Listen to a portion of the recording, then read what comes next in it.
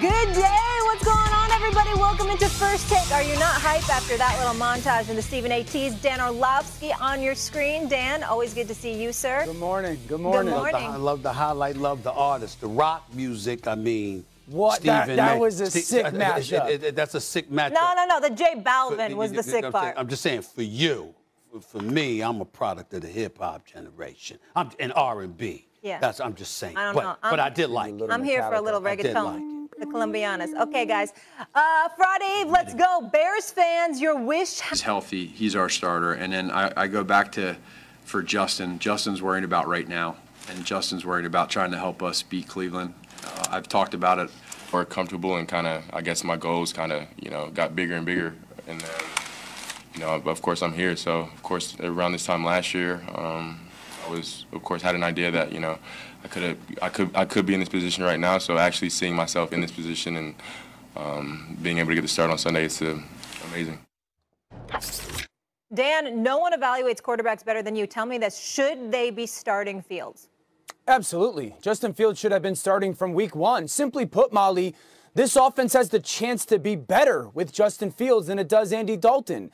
And that's my thing. Is Andy Dalton a better quarterback right now than Justin Fields? Maybe because of his experience. But what quarterback gives the offense the chance to be better? And that's Justin Fields. And if you watch this team offensively through 2 weeks, one, the scheme has actually been better than I had anticipated. Two, the offensive line has not been nearly as disastrous as we thought. And then going back to when Justin Fields played last week, I thought he played really well. Dropped a touchdown pass from Allen Robinson, a couple misses to Mooney that just go off his fingertips. And I watched a young man that we had heard out of Chicago multiple times over the past couple weeks. People say, well, he's not ready. He's not ready. He's not ready. And I'm watching the tape going, what tells me he's not ready? He's incredibly athletic. He escapes on 3rd and 9. He rips away from a defensive end that's 260 pounds. Andy Dalton can't do that for this offense. He's got 3 misses away, dropped passes away from being 10 of 13 as a passer.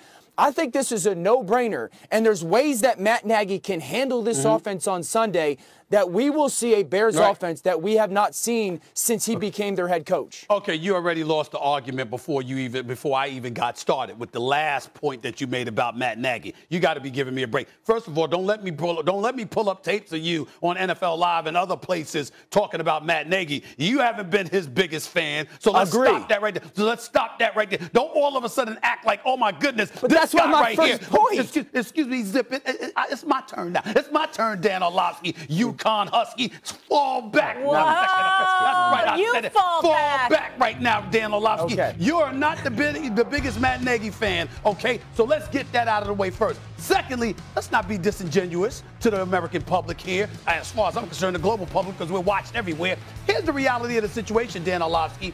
We're not talking about whether or not Justin Fields should be the starting quarterback for the Chicago Bears. We all know this is an inevitability. This is something that's going to happen, whether Andy Dalton is healthy or not. Okay. At the very latest, by week 6, we can't see somebody other than Justin Fields starting for this franchise. The question really is about, should this dude be starting this week? Against Myles Garrett, against Jadeveon Clowney, these are the kind of things that I'm thinking about when I'm thinking about Justin Fields. My position has always been start him after week 4. You let him get his bearings under him. You get your offensive line together. I'll give it to you. They haven't been nearly as awful as predicted. They came into the season, a lot of people had expectations about them to be pretty porous, and that hasn't been the case. They've got the 8th-ranked rushing attack, so clearly they know how to run block. Now, they're 31st against the pass, but that's really about who's your quarterback and potentially who's your play caller. Nevertheless, when you got all of those question marks right there, and you're going up against Cleveland. Yeah, we ain't got to take shots. We ain't got to take shots at the Lions. Don't take the shade at the Motor City. Yeah, exactly. I'm with you on the understand. I have not been a big fan with Matt Nagy in relation to how he handled Mitchell Trubisky. I'll go on national television right now and tell you that if Matt Nagy takes kind of the Baltimore offense, the Eagles offense, and the Green Bay offense, and he puts them all together and he makes a baby, I'll be on national television on Monday singing his praises. I will come on and say, You're making me laugh. But that's what he's got to do, Stephen A. So in other words, something he's never done. suddenly he's going to do week one with Justin Fields as his quarterback? Week one? He's going to watch First Take on Thursday, and he's going to see that's what he has to do, and he's going to do it. But here's my thing. You talk about can we not do it against the Browns? Stephen A., the next 5 games, he's got to play Pittsburgh. He's got to play San Francisco. He's got to play the Tampa Bay Buccaneers. I mean, at some point, we got to take the little kid pants on and put on the big boy pants. Yeah, but you started the NFL. Excuse me. Did you walk before you crawled? No, you crawled before you walked. And what I'm trying to say is that the Detroit Lions are crawling, okay? The Cleveland Browns, that's damn near sprint for crying out loud. I'm looking at Cleveland. And then after Cleveland, you got Detroit, okay? Then after that, you got a road game against the Raiders. You got a home game against the Packers. You got a road game against Tampa Bay. All I'm trying to say is that, excuse me, listen, fine, because guess what? If you're going up against Detroit, you can get the confidence necessary. That's my thing. What is Nick Foles there for? What is the reason? What is the purpose for him being there for? You're paying him, ain't he? Ain't he a Super Bowl champion? Because you can't move his contract. I understand that. But listen, he's not a scrub. He's no different than Andy Dalton. And as far as I'm concerned, if you were willing to put Andy Dalton in the lineup, you should be willing to put Foles in the lineup. What's wrong with that thinking? I'll ask you this. In your opinion, this week against the Cleveland Browns, who gives the Bears the best chance to win the football game? We don't want to put somebody into this team. Who gives the Bears the best chance to win the game? Justin Fields or Nick Foles? Wow. You know what? I can honestly sit up there and say to you, it might be Foles. It might. What? I don't know.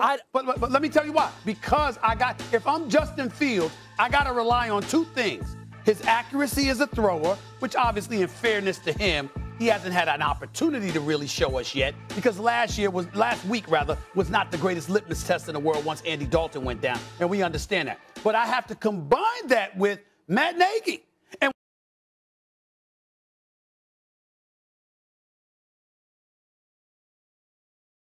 what I'm thinking about with Nagy, excuse me, Foles has been there longer.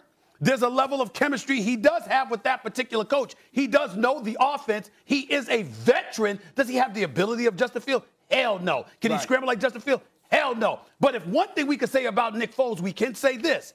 He does come in under adverse circumstances and delivers then. The problem is he's got what I call a Fitzpatrick syndrome. When you rely on him long term, he's not your dude. But if you need him in a clutch moment, he can deliver for you for a game or 2 or 4. Nick Foles has shown he can do that. I have no problem with it.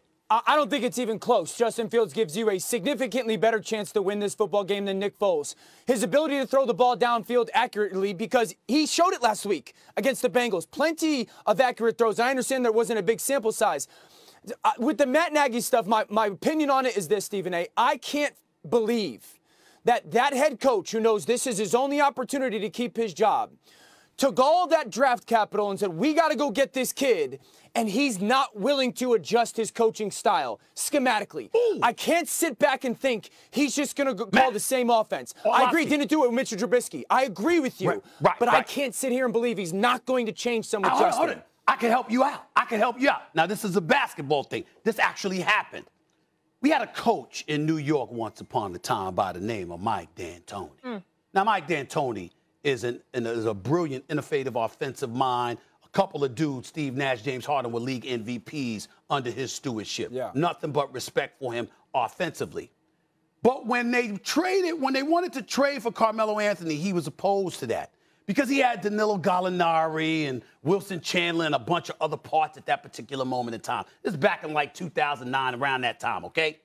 I bring that up to say to you, Dan Orlovsky, that in the world of professional sports, you do have coaches, when they bring in somebody new, their attitude is they want to bring them along slowly because in part, not totally, but in part, it buys them time. See, you're saying his job is on the line.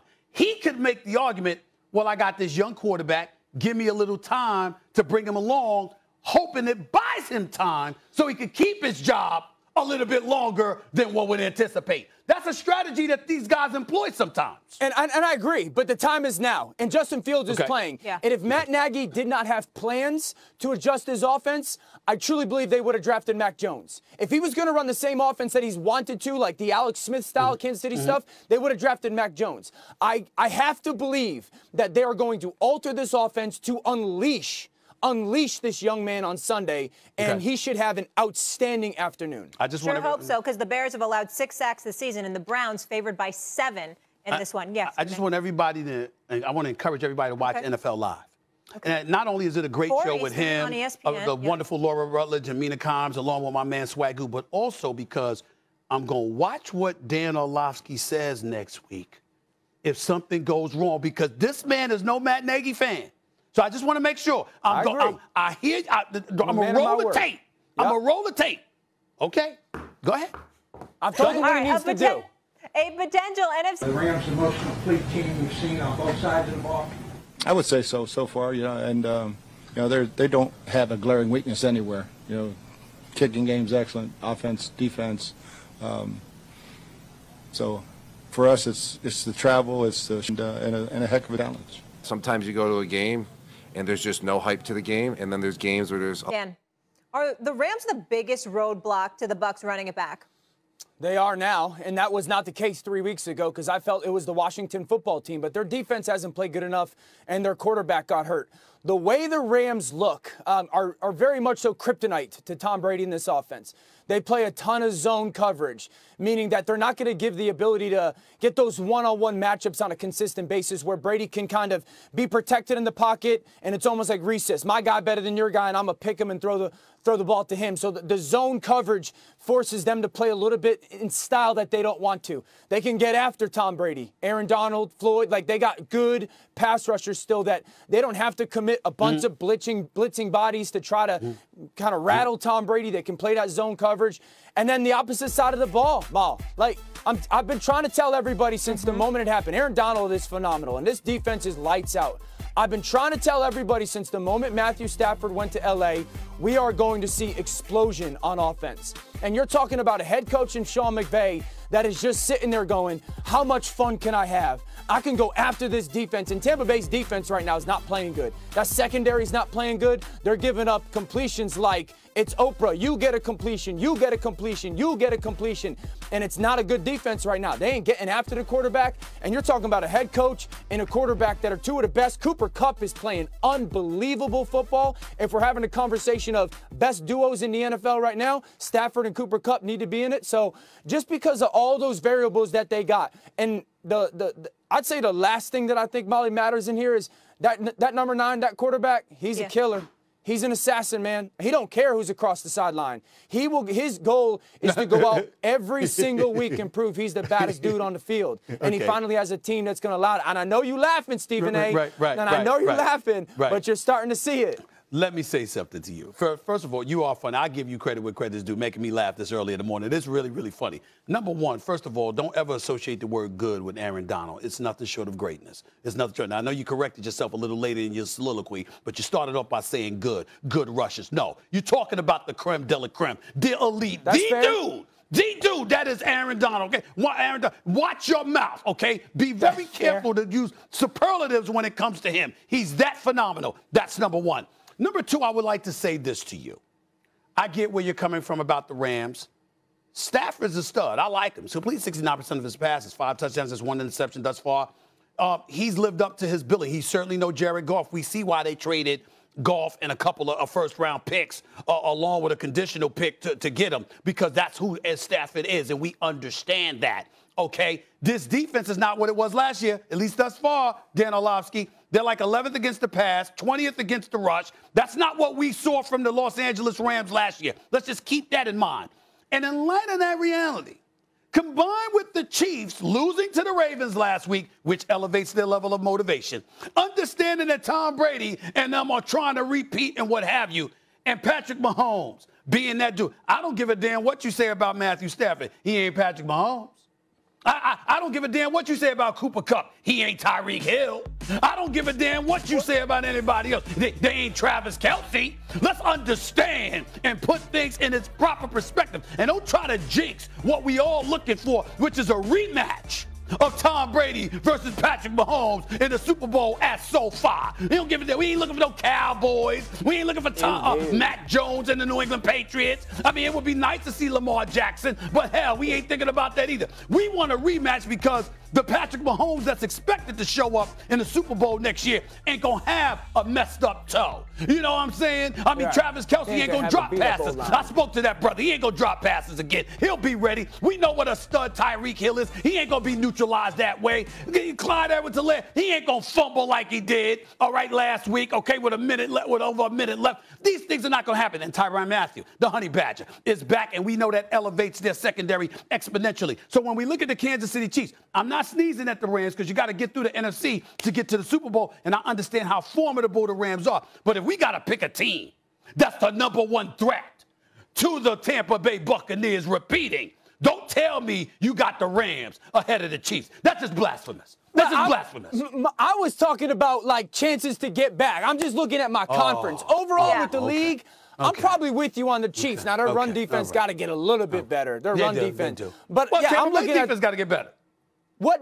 Whose defense got to get better? I said Tampa Bay. Tampa Bay, they got to get better. But it ain't as bad as the Chiefs' defense right now. I'm saying in conference, if I had to pick a team in the NFC after 2 weeks that I think can hold Tampa Bay from getting back and out to L.A., I think it's the Rams after 2 weeks, yes. Okay. Couple things before we go to break. Tom Brady had a 48 QBR last time he played this team. We have great sound from Alex Guerrero, his trainer, and his father that we need to play later. We'll do that. And by the way, speaking of Tom, today's the 20th anniversary of the Mo Lewis hit on Drew Bledsoe that gave Brady his shot, that changed Brady's life in the course of the NFL. That was back in 2001. Could be Fields' turn. Coming up, guys, the Swamp, not so much. And tomorrow, Stephen A's Fashion takes a hit when Tim Tebow joins us for his victory lap. That tie is unacceptable. You will not be wearing that. That is way too subtle, and I'm going to make sure we get a much louder tie. The question is, are you going to try to actually match your outfit? Why are you rubbing it in? Why you rubbing it in, Molly? The producers took it easy. That one is not that bad. I want big gators. I want a lot of orange. We're going to work on getting that overnighted. Are you sure Tim's going to be here tomorrow? He ain't going to be sick or nothing? Oh, Tim is absolutely going to be here and take those victory laps sprinting around you. All right. On that note. Well, you're supposed to be down for me. You know that, right? You're supposed to be, I'm supposed to be your boy. Stephen I'm just saying. I always am. But you know I always got to hate on all your sports teams. It's just way too much fun. That's what sports fans do. That's part of it.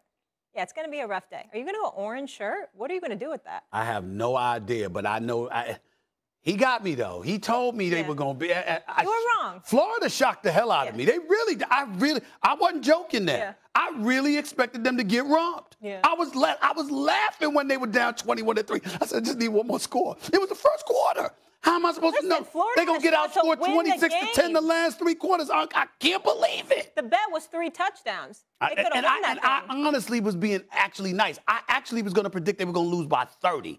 I was that confident. Yeah. Florida showed me something. I got to stand down. The Florida Gators, they showed up. I was very impressed with them last Saturday. I really was. And I watched that whole game with the Cheshire Cat smile. Tonight, Sam Darnold and the undefeated Panthers travel first 2 weeks. These squads have a couple notable similarities, one being they all missed the postseason during the 2020 season. Always parity in the NFL. Louis Riddick joining us now. Dan obviously is still here. Stephen A., what surprise 2-0 team are you buying the most? I'm buying the Carolina Panthers. I really am. Now, don't get me wrong. Let me pump the brakes just a touch because Mr. Chippendales is in the house. He's blessing us with his presence because he's wreaking havoc on Monday Night Football. Why do you always hate on him? I think Louis looks clean. He always got the collar open, trying to look like the Mac Daddy, the whole bit. But he's earned it. He's got a beautiful family, of course. And by the way, he's doing phenomenal job on Monday Night Football. Love listening to you. But here's the deal. Okay? The Carolina Panthers, I will bow down to this. They did play the Jets, okay, week 1, and we know how anemic their offense has been. Yeah. We were all shocked at what they did to New Orleans based on what we saw against what New Orleans did against Green Bay. Mm-hmm. The Carolina Panthers have the #1 defense against the run, against the pass, in yards allowed, in points allowed. They're #1 across the board. And oh, by the way, they got 10 sacks in the first 2 games. 10, okay? So I'm looking at them, and I'm saying, damn, Sam Darnold, He completing about 66, 68% of his passes. I'm looking at DJ Moore and Robbie Anderson. They could play. And how many times do I have to say? And put the three of us up on the screen, please, because I want to look at Louis Riddick and Dan Orlovsky when I say this, because I've said this about Christian McCaffrey before, and I'm going to say it again. Ladies and gentlemen, it's damn near reverse discrimination. If this brother were black, we'd be talking about him more. I mean, this dude is special. Yeah. Special, okay? Running the football, catching the football out of the backfield. We know what he did coming out of college at Stanford. Christian McCaffrey is a special, special dude. And the combination of all of that stuff, I'm looking at them, I'm saying, wait a minute. This is an upgrade. We love what Teddy Bridgewater is doing in Denver. He didn't look like that in Carolina. They didn't have anybody else that looked like that in recent memory in Carolina. I'm looking at Sam Darnold right now. Looks like a damn good, decent quarterback. And Matt Rule just seems to know what buttons to push. The man seems to know what the hell he's doing. Now, it's still early, but when we talk about a team that I'm buying, I'm looking at you and you got defense. You can run the football, or at least you have somebody out of the backfield that is a playmaker. Okay, you got some of the wideouts outside the numbers that can do some things. And you got a coach that knows what the hell he's doing. I like it. Carolina's my choice right now, guys, in terms of the surprise 2-0 team I'm buying the most. I'm going with the Denver Broncos. Yeah, go ahead, Lewis. Go ahead, Lewis. Yeah. I was just going to say, look, I don't disagree with you, Stephen A. I agree that right now Carolina has looked very good. And you could tell, like, when I was down in the Senior Bowl with Matt Rule last year, you could tell this is a special dude. He's a special dude as far as the leader is concerned. And he's special in this regard. Forget the X and O part. Just the ability to communicate and get the best out of his players and really connect with them and teach them. He's special. But I'm going to disagree with this. I'm going to disagree on which one is I'm buying the most. And look, some people are going to say I'm a homer. I'm going to say this, though. What's going on in Vegas, what's going on with the Raiders right now is special. I think this is different. I think this, in year 4, is their time now. Now is their time. And I think for one reason primarily to begin with, and then it will filter from there. And that's because of this. This truly, no matter what we try to make it out to be as far as the relationship between John Gruden and Derek Carr, I can tell you this relationship is rock solid, and Derek is the future in Las Vegas. And there are going to be many people who believe John's always just looking for the next quarterback, and or Derek isn't that guy. He's not as good as Patrick. He's not as good as Aaron. He's not as good as Matthew Stafford or Russell Wilson or whoever it is. I can tell you this, though. This guy right now is in contention for MVP in the league after 2 weeks, if you want to start having that conversation. Why? Because he understands exactly what this offense is supposed to look like through the eyes of John Gruden. He has been given free reign at the line of scrimmage to do what he needs to do, like the best quarterbacks in the NFL are given. And this defense under Gus Bradley this year, they have built it front to back. Now the pass rush really does have some people who can actually get there. Max Crosby is having a career year. Yannick Ngakoue is going to have a career year. Denzel Perryman and KJ Wright bring in the experience in this defense to tie it all together.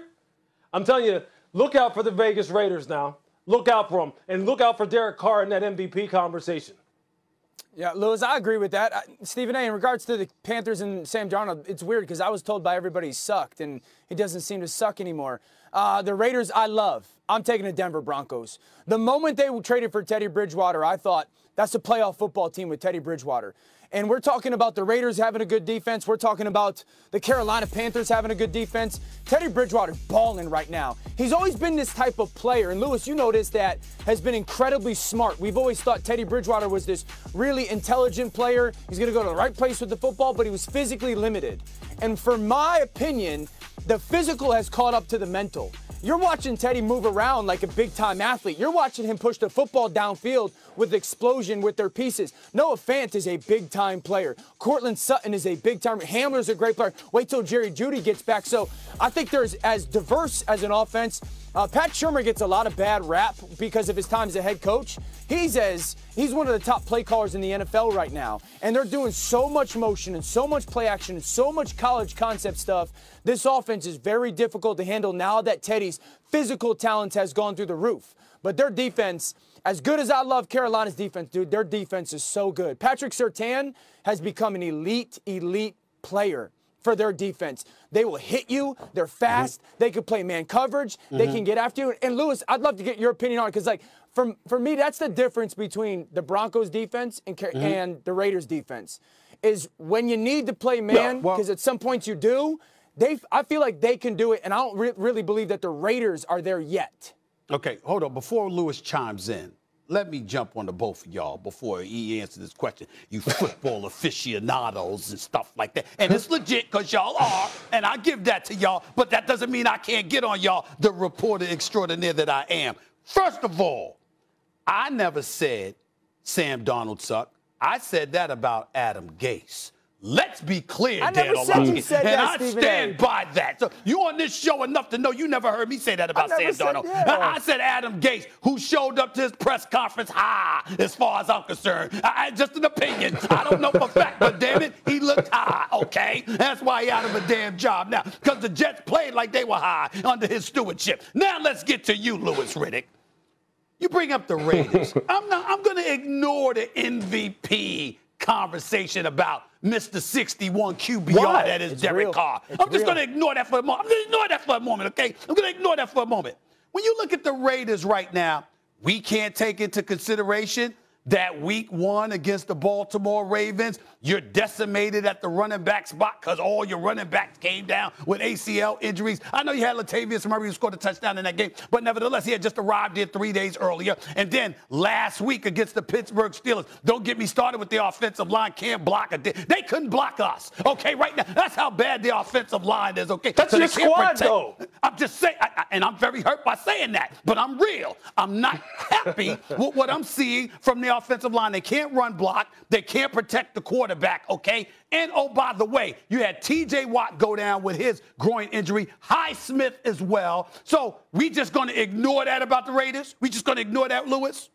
No, we're not going to ignore it. We're not going to ignore it, but in the same vein, look.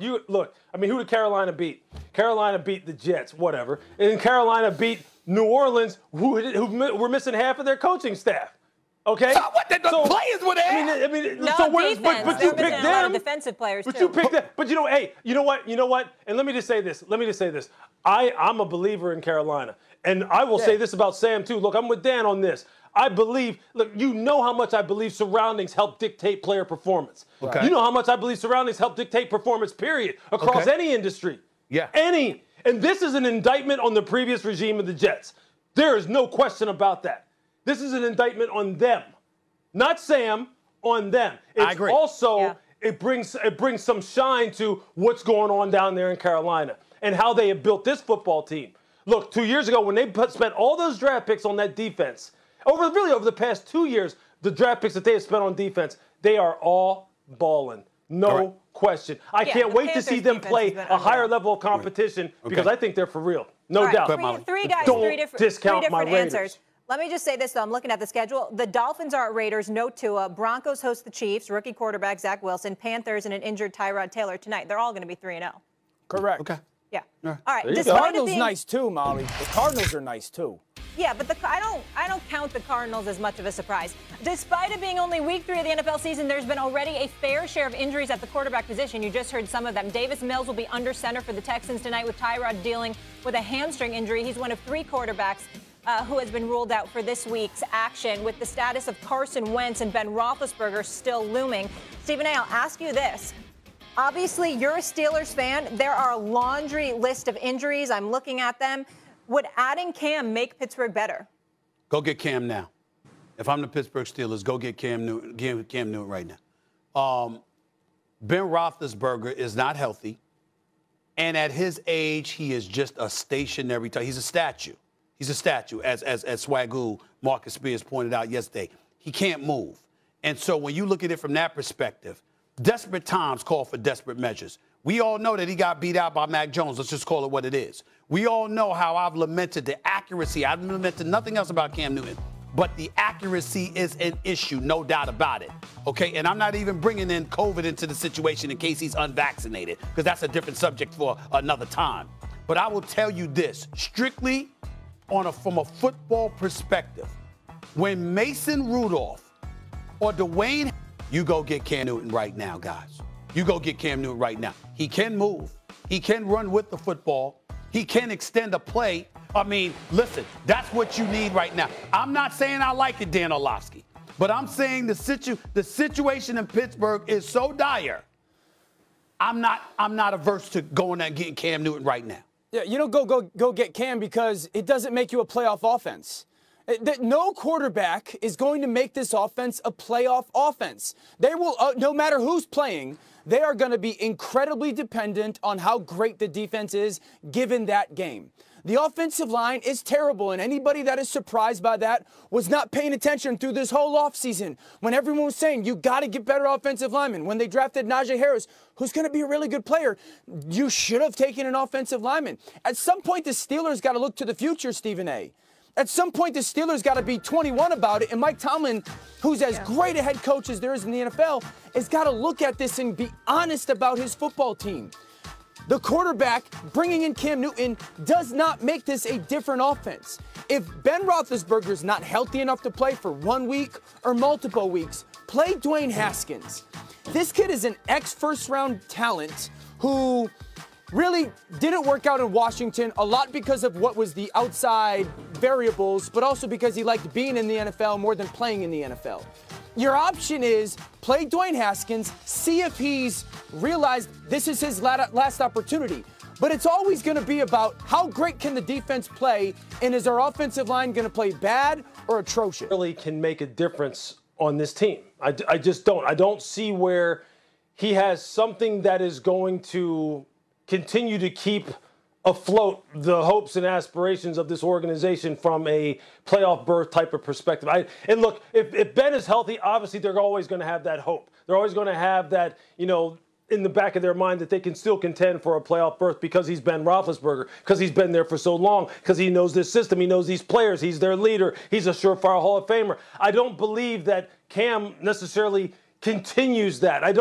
And I think Cam would just be so far behind the eight ball that I just don't think this offense in any way can expand in such a way that he would be able to elevate them in any way, especially given the limitations that they have on the offensive line. It's a limited offense right now, and they are going to need to rebuild this, and they are going to have to look to the future. And I think Mike is already doing that with the signing of Dwayne Haskins. I do believe they need to find out. And you know what better time to find out what exactly you have, although Steelers fans aren't going to want to hear this.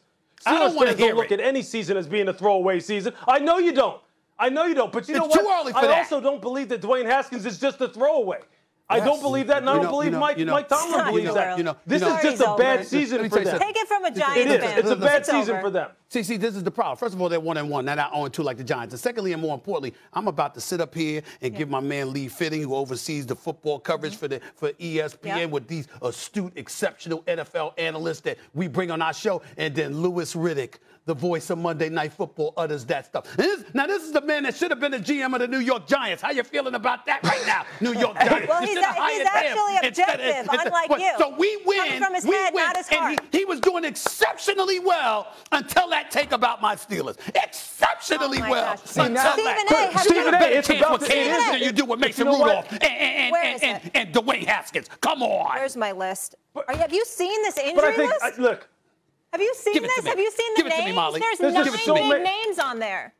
Oh, my goodness. No, I don't want to look at it. I don't want to look at it right now. I can't control him. Now you're acting all over dramatic. Like opening of training camp next week and intends to never play another game for the franchise, sources told ESPN on Tuesday. Simmons, 25, wants to trade out of Philadelphia, told management that he has no plans to wear an NBA uniform again until he's moved to a new team. Now, he's got 4 years, $147 million left on his max contract, including $33 million for 21-22, and clearly understands the potential financial implications of sitting out. The Sixers could test his willingness to stay away by finding him a considerable salary. However, Coach Doc Rivers still optimistic, telling Stephen A. that yesterday on First Take. Listen, we're going to go through it. We're going to always do what's best for the team. But I can tell you up front, we would love to get Ben back. And if we can, we're going to try to do that. The one thing we did do last year was we gave him the ball. We put the ball in Ben Simmons' hands, and he led our team. He led it to the best team in the East in the regular season and 1 game away from the Eastern Finals. We can win a title with Ben. I just believe that. You know, Ben has a long contract, so it's in our hands, and we want him back. Listen, On First Take, we love talking NFL, but we also love talking some NBA and having Jay Williams here with us. Good to see you, sir. By the way, we're going to be talking a lot more NBA from now on. This is the best season. This is the best season in the NBA in the last 25. I haven't looked this forward to an NBA season in 25 years. Lakers, please, Brooklyn. Everyone, please, everyone stay healthy, please. That's right. Yes. Please. Where does Philly go from here, Jay? Well, this is where it's going to get interesting. Some could say, well, Philly is put in the corner. They should make a trade. But if you're getting pennies on the dollar, there's a lot of egos at stake here, Stephen A. And when there are egos at stake, when Ben Simmons and his crew come out with a statement saying, we're not going to play this season, and I don't expect to ever wear a jersey again, it makes me wonder what Daryl Morey's going to do. Because if he decides to stick his foot and dig his feet in the sand, then you could have a situation where if I'm Philly, I can't get the value I want in return for you because they tried to get that value during the NBA draft, then fine. We're not going to pay you. Sit. Take us to arbitration in a couple of years. You know, he's owed a huge lump sum of money. Couple of months. Couple of months. Whatever the time is. A month. Fine. He's due 50% of his salary That's by right. November 2nd. All right, so take us to arbitration. Right. Let's figure it out. Because if I can't get the return value for you that I expect to get for somebody like you, then we'll figure it out after that. Here's the deal. Before I even go any further, first of all, thank you for being on the show. I stole you from the hallway because you usually suited down. You're not today, but that's right. I'm going to forgive you for that because I stole you in the hallway. You didn't know you was going to be on today. Because I had to get you, I wanted you in here because I wanted your thoughts about the Doc Rivers interview yesterday and what your feelings are because Ben Simmons has said, I will never play for the Philadelphia 76ers again. And the 76ers are saying, we want him back. He's still got 4 years, $146.6 million left on this deal. This is not James Harden. This is not Anthony Davis approaching the last year of their deals. He's got 4 years. Where do you stand on all of this in regards to this situation? I would always advise Ben Simmons to go back. I think it can increase his value. I think he could then find a chance to go to another team. But from what I'm hearing, Stephen A., is that it's interesting with Ben. Because it almost feels like Doc had to say that by default. Now, I know Doc, personally. I firmly do believe that Doc does believe he can win a championship with Ben Simmons. But when you tried to make a trade for James Harden, I don't think anybody in the reasonable mind would say that's not a fair trade, even if you're Ben Simmons. James Harden's here, Ben Simmons is here, I think. But when there aren't available pieces, like Bradley Beal isn't going anywhere. He's going to stay in D.C.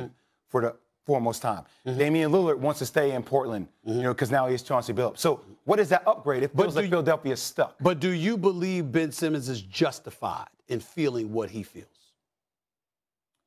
I don't know how exactly Ben Simmons feels.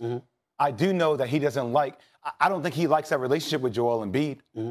That's true. I think there are major issues right there in Joel Embiid trying to extend the olive branch to him. At the end, I think it was just something that he's just like, whatever, I don't really care. I'm over that. I don't think he knows that he will not get the kind of fan love and attention that he wants in Philadelphia. I think he's fed up. I think he's done. Let me tell you what I feel. And I got some stuff that I want to say here. Number one, I think that Ben Simmons is wrong. I don't think that Philadelphia's hands are clean in this either, though. The way he's handling it, or he's just wrong in general? I think he's wrong, period. Joel Embiid was there with you for years before you signed your contract extension. So you knew what you were signing on for. Don't sit up there and a year later, after you wet the bed in the postseason, because you scared to shoot, all of a sudden the finger is being pointed at everybody else. Now, he may say, I love the city of Philadelphia. I love the fans. Well, guess what?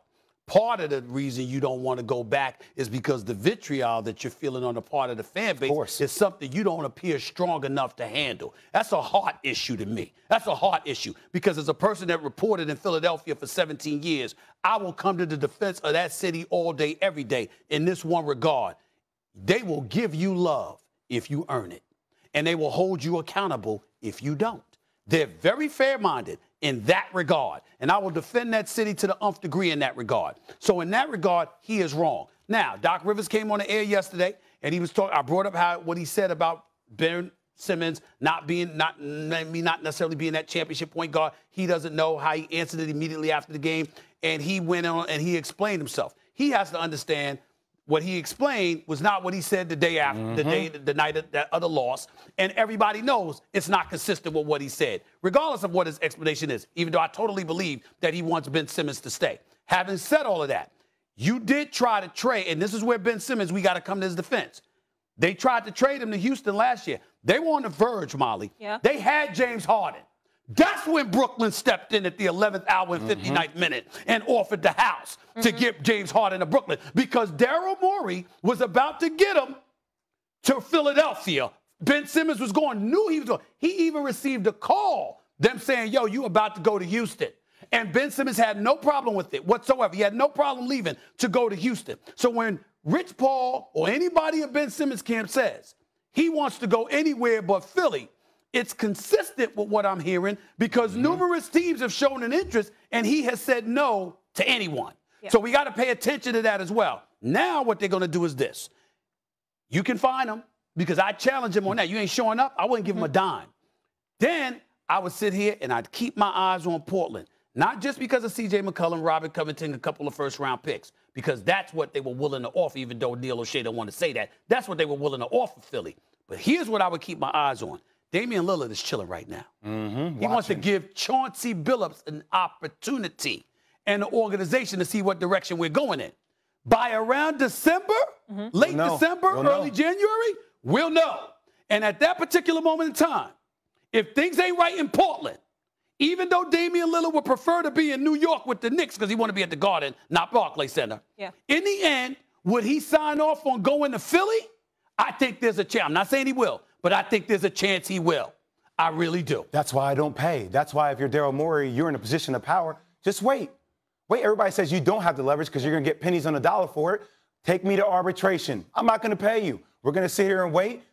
Eventually, we're going to find a disgruntled employee. Gotcha. Yeah, for sure. Obviously, this is going to have major implications on the association. We'll keep you up to speed on all of it as we hear more. Sunday, it's the debut. Is healthy. He's our starter. And then I go back to, for Justin. Justin's worried about right now. And Justin's worried about trying to help us beat Cleveland. I've talked about it this entire time that we're not going to get into that what-if game. I don't really want to go there other than just saying that when Andy is healthy, he's our starter.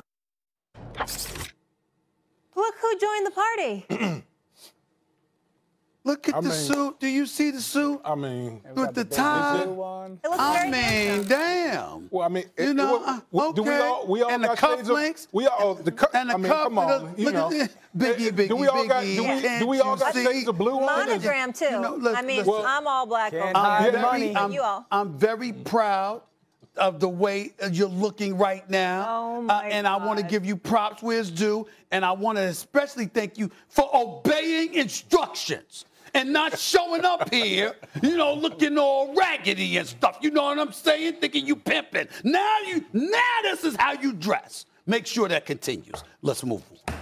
Let's move. Don't let him talk to you like that. How do I move on from obey instructions? And now do you see me stressing about this? He knows. Talk to you like that, big boy. No. Right. He know, Dan. He know. Don't let him talk to you like that, big boy. He understands. Don't tell me what to do. Dan, you know the deal. You looking sharp, though. You looking sharp, my brother. I know. You looking sharp. Damian, you're up first. Let's just quiet him for a minute. How has Nagy handled his rookie quarterback, Justin Fields, thus far?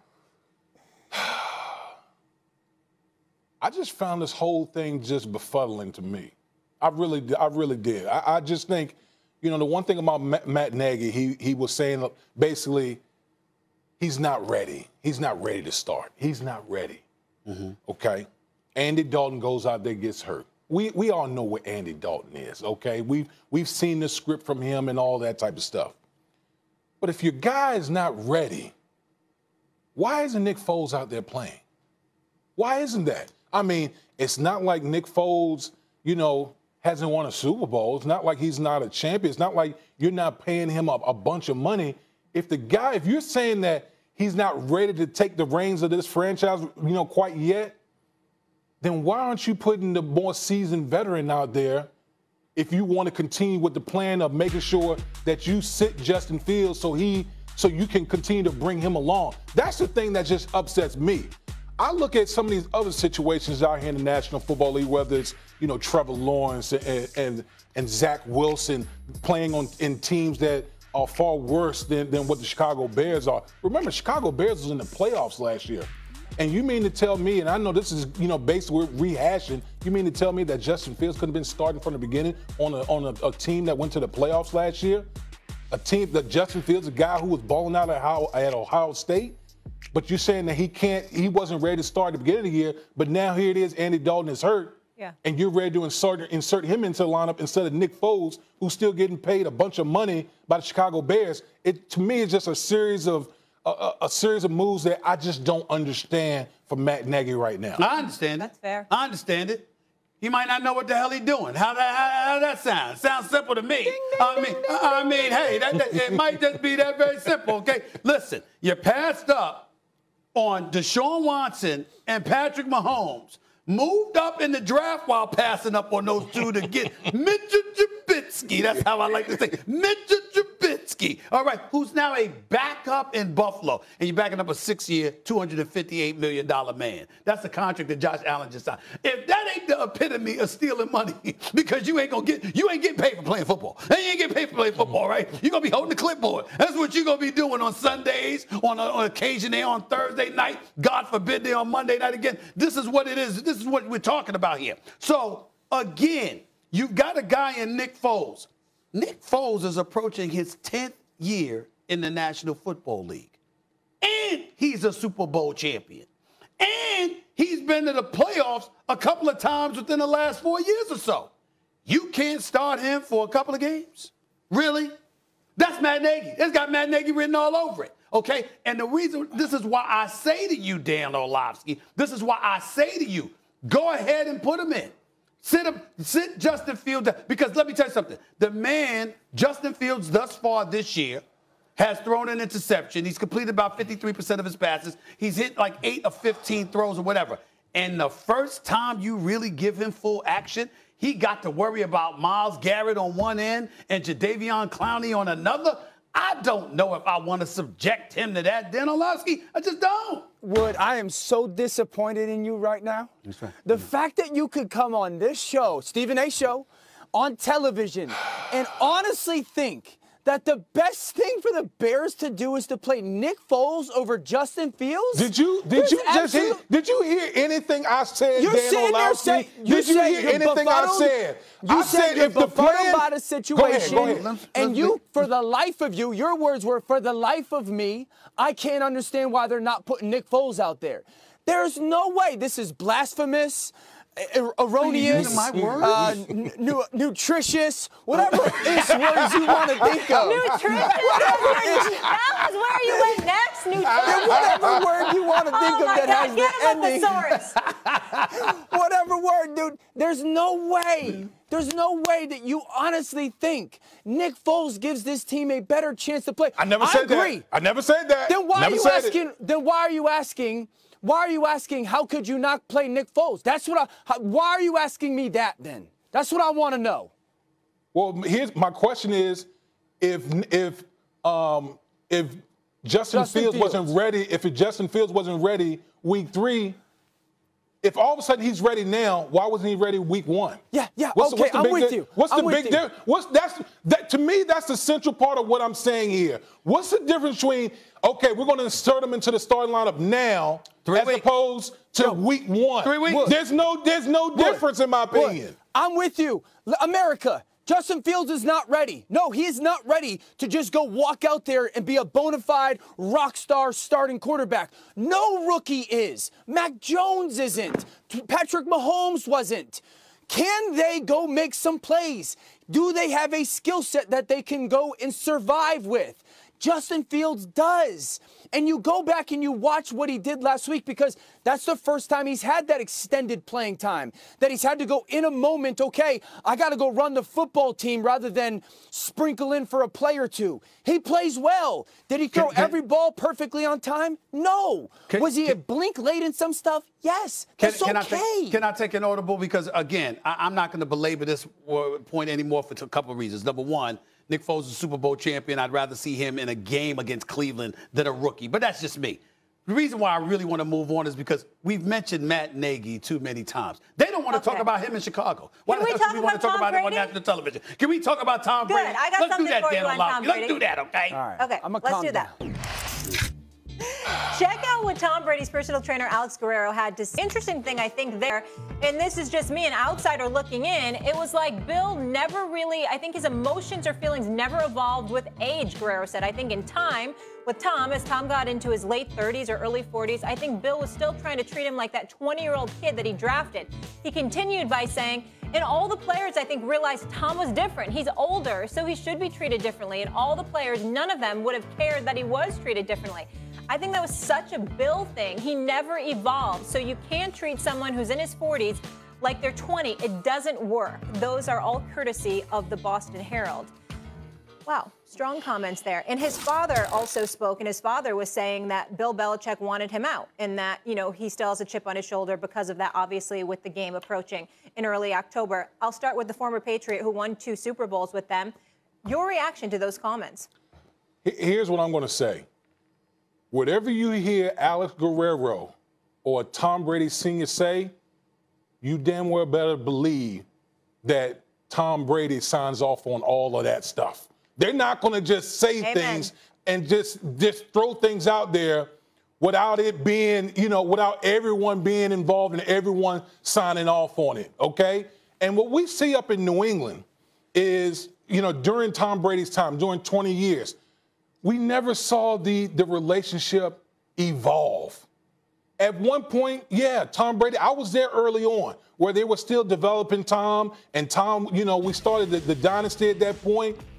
But as time went on, Tom Brady had accumulated so much status, so many accolades, that the relationship went from, it should have went from player to coach to more of a partnership. Because we all know, Molly, and Dan can speak to this, not all players get treated the same. Yeah. That's just the fact. That's just the way sports is. It doesn't, like, you could talk about, like, LeBron doesn't get treated the same as any other guys on the Lakers or any other superstar, whatever superstar you want to point to in any sport.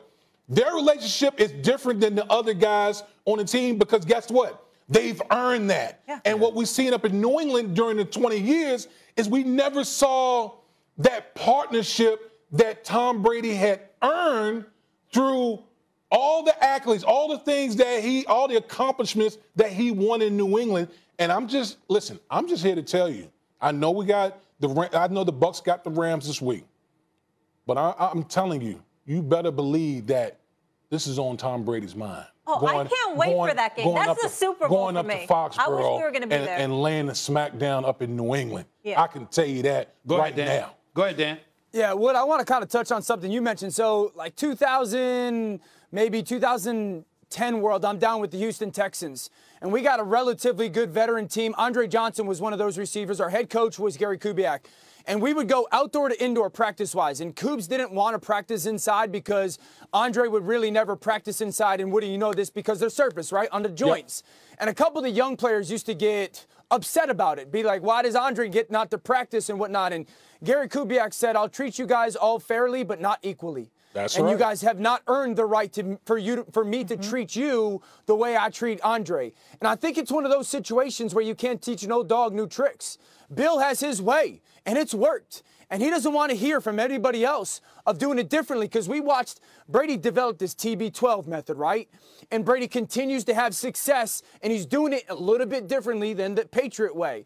And maybe this is an assumption by me, but I guarantee he's looking at Belichick going, why can't you adjust this to the doing things the way that I do them a little bit? You know, why can't you value the way that I do things? And eventually when Bill comes to a point, he's like, no, we do it this way. And Tom's like, well, I'm doing it this way and I've had success. Well, I think that really started to fracture at least the business relationship.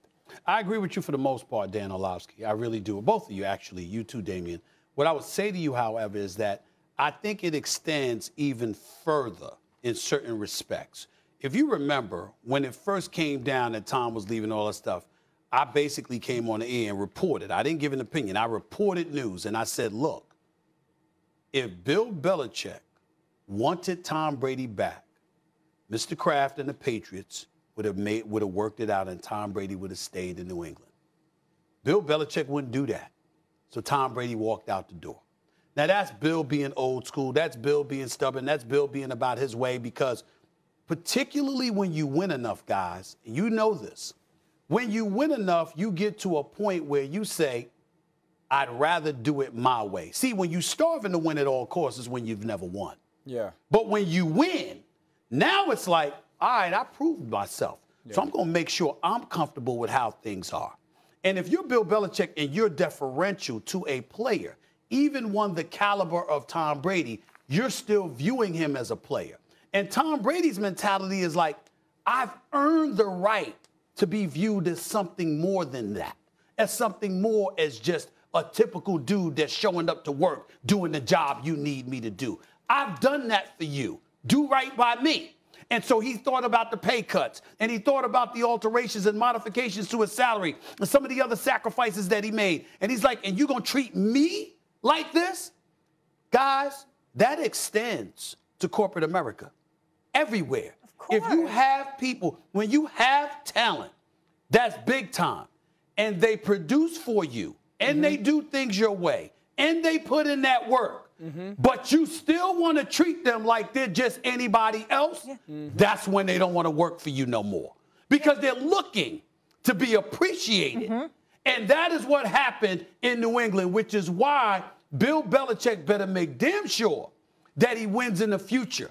Because even with the 6 rings as a head coach and the 2 as a coordinator, if he never wins again, but Tom Brady continues to win, it will forever be held against him because you know that's the reason you're struggling, because you wouldn't adapt. And Mahomes, it's no secret the Chiefs boast one of the most prolific offenses in the NFL. Unreal. Damien, you're high on that Kansas City triple threat, they tell me, of Mahomes, Travis Kelce, and Tyreek Hill. I don't blame you, but I hear you got a big take. Yeah, Molly, listen, I've been pondering and thinking about these guys, this triplet, and it harkened back to the triplets of the Dallas Cowboys. Can this triplet actually be better than the triplets of the Dallas Cowboys? What? Yeah, and I'm going, yes, absolutely. Absolutely. This triplet from the Kansas City Chiefs will ultimately be better than the triplets from the Dallas Cowboys. Now, come on over. I know you want to chop it up with me. I know you looking at me crazy. You got Michael Irvin, that's here every Monday. Y'all, chopping up, talking crazy, whatever. But, yeah, I've been thinking about this. I've been definitely thinking about this one and what these boys have been doing at the start of their career, Stephen A. At the start of their career. What Patrick Mahomes has done is just special. I mean, you're talking about a league MVP, a Super Bowl champion, the best quarterback in the National Football League, okay? You're talking about Travis Kelce, the best tight end in the league. This man is basically unguardable. You can line him up as a wide receiver in line. Wherever you put Travis Kelce, you can't guard the man, okay? And then that boy Tyreek Hill. Tyreek Hill is the scariest deep threat that's in the game of football right now. Maybe the scariest skill position guy in the National Football League. Every time you talk about when teams play the Kansas City Chiefs, you know what they're saying? Get deeper than the deepest, because that boy Tyreek Hill looking like Usain Bolt out there on the football field. And we're going to be dealing with this for maybe the next decade plus. Now, I know Travis Kelce is up there in age, but we're talking about Tyreek Hill and Patrick Mahomes. That's what we got to be talking about for the next decade plus. And you don't think they have an opportunity to be better than the triplets with the Dallas Cowboys? Talk to me. Talk to me, because I'm standing right here. I'm standing right here. I need you to talk to me. There's a lot of blasphemous things that have been, verbalized on this show over the years. I don't know if I've ever experienced a more blasphemous moment than what you just brought about to me. Because you have forced me to come to the defense of the Dallas Cowboys. I have. You have forced me to come to the defense of the Dallas Cowboys. Yeah. We're not going individual talent. We know the cheat is something special. We understand that Michael Irvin is just 11,000 yards, 11,000 receiving yards. Emmitt Smith retired as the all-time leading rusher in NFL history, but that's neither here nor there. The game was different, okay? Yes, it was. Here's the bottom line. So we're not going to talk about numbers. We let High Afro talking about that's real estate. I'm sorry, all three are Hall of Famers, three-time Super Bowl champions in an era where you actually were allowed to play defense. In an era where you didn't have to sit up there and worry about getting thrown out of a game for passing gas. I mean, damn, this is the state of the NFL today. You see Ray Lewis, don't let me get Hall of Famers like Ray Lewis, Derek Brooks, and the crew back up in here to explain to you. You can get whoever you want. No, what I'm saying. Because you get whatever you want. Wait a minute, damn it. The point that I'm trying to make to you is this. The game has changed. You are a champion. You know how soft the game is compared to what it used to be. So let me ask you a question. You're just going to bring all So let me ask you a question. You're just going to do that. Yeah, so let me ask you a question. Three-time Super Bowl champion. No, I'm not. No, listen, I'm not disrespecting any of the guys. Yes, I am not. You are disrespecting. No, I'm just putting, hey, this is what I just think that highly of those boys in Kansas City. One ring? What? These dudes, 25 years old, 25, 26 years old. Wait. Do you got the winner this year? Say what? You got to win this year. No. You don't even have a winner this year. Yeah. You don't have a winner this year. I got the Bucks repeat. Oh, you got the so do I. I got the Bucks repeat. But wait a minute. Wait. So not only do you have the Kansas City Chiefs, who just got blown out in the Super Bowl, you got them coming back again and losing to the Bucks, and you're gonna sit up there and compare them to three-time Super Bowl champions. Wait a minute, hold on. The last one was the Dallas Cowboys in every Super Bowl. They were in every Super Bowl.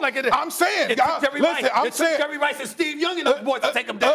Prime time had to come over to take them down. Prime time had to come over. Okay. This is what happened. Oh, okay, I'm just saying. We're talking about how old is Patrick Mahomes? Like 25, 26 years old. Like you got to deal with that dog for the next decade. Hey, football's a violent sport. Next decade. Football's a violent sport. We don't know that. Dan, get in on Turn around. this. Okay, Dan, you might think it's nutritious, not blasphemous. Go ahead.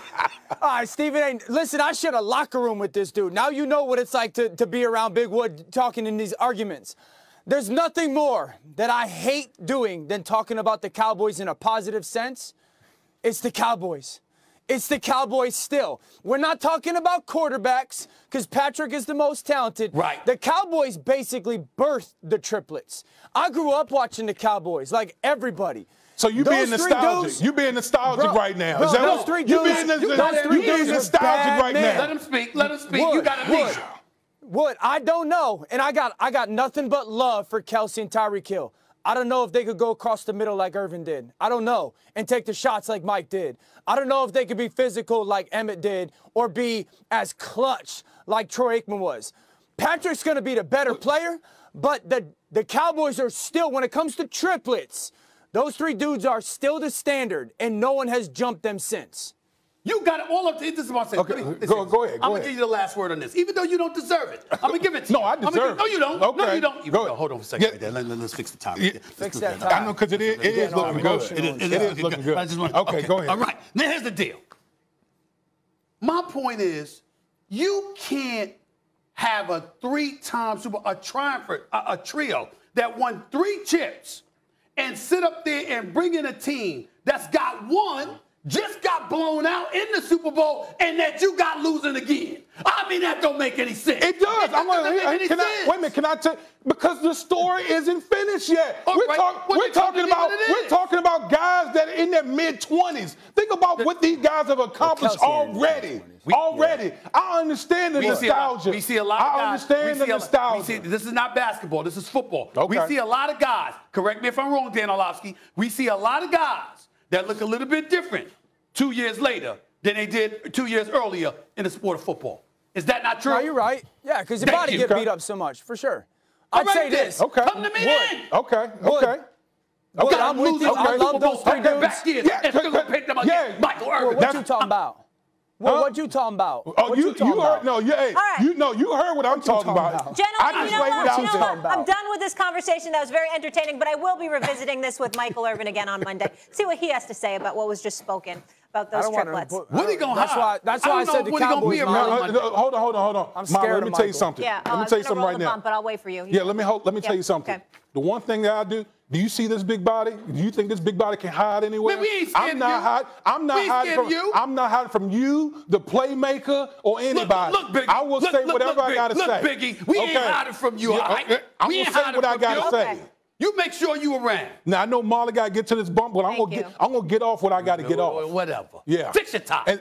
And fix the microphone. Fix the microphone. I'm not doing anything. Matter of fact, I might take off my tie. Saints head to Foxborough this week to take on the Patriots. Both teams are 1-1, but Saints fans must be wondering, are they going to get the Jameis from the Packers game, who threw 5 touchdowns, or Jameis versus the Panthers, who had no touchdowns and 2 picks? Bill Belichick is preparing for the former.